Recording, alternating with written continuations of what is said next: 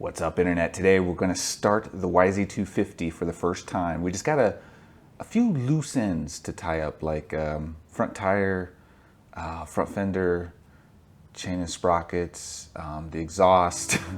It'll go really fast, I promise. All right, let's get to it.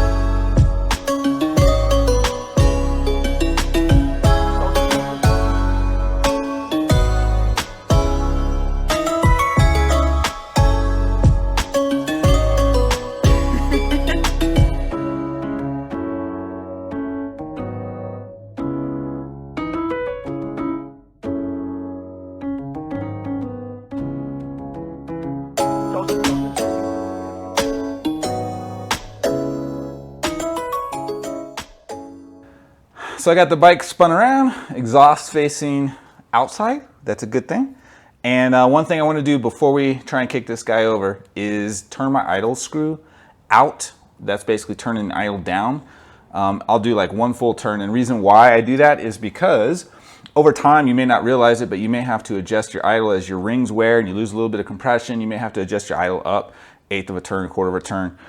After a while, that adds up. And then you go throw a new set of rings in there. Hopefully the engine's back at full compression, and you go to start it up the first time and the engine's just racing away because the idle is set so high from, you know, compensating for your wore out rings. So I'm gonna go ahead, turn this guy out.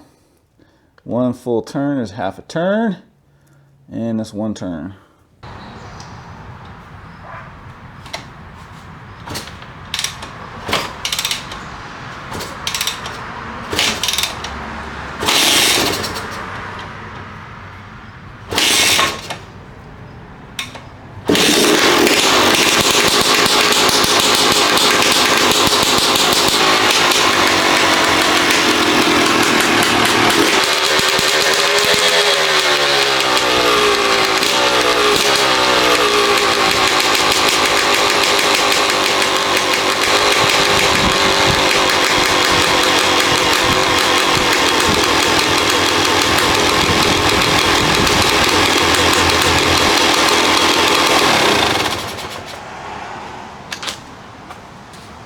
Okay, we're gonna call that a video. We're gonna call that success. Started up actually pretty quick. There was maybe 2 kicks, and then I think on the 3rd kick, it started to fire, but didn't stay running. That was basically because I had the idle screw turned so far out. So what I did after that was I just cracked the throttle open just a hair and got it running, and then I turned the throttle screw adjustment in to raise the idle so it would idle on its own. And then I'd say let it get hot, but I let it get pretty warm. The radiators were warm. And at one point, you could kind of hear the idle starting to raise as the engine is starting to get closer to up to temperature. I mean, sitting there idling in driveway, it's not going to get up to the same temperature it is out at the track under load, etc. But it did get warm. The idle started to raise. So I backed the idle off just a little bit. I don't remember how far I turned it in. I turned it out a whole turn out before we tried to crank it.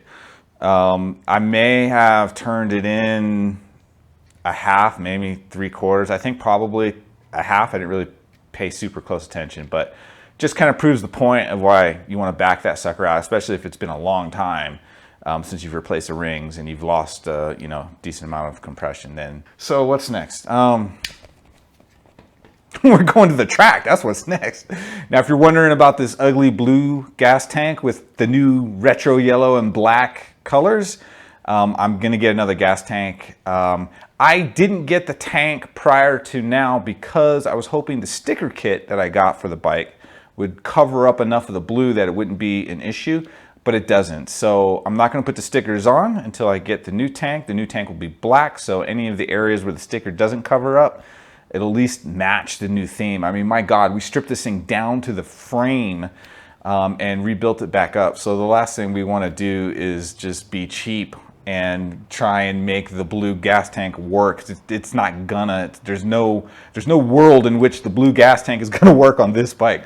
So let's do it 110%. I hate saying that. I don't ever like to say more than 100% because more than 100% doesn't exist. That's not actually possible. So I hate it when I did 105% today. Shut up. No, you didn't. You did 100, maybe. Okay, so let's do it 100%. Let's get the black gas tank, and then I'll put the tank stickers on. So for now, all I'm gonna do is get the rest of the stickers on. I can put the shrouds on. I can put the stickers on the shrouds. I can't wait for the tank before I'm gonna ride. So I'm gonna ride with the blue tank because I need to ride. I haven't rode in the year 2022, which is insane to me. So, God, I can't wait. Okay, that's enough. Is there anything else I wanted to say? Thanks for watching. If you've been following the entire playlist, my God, thank you.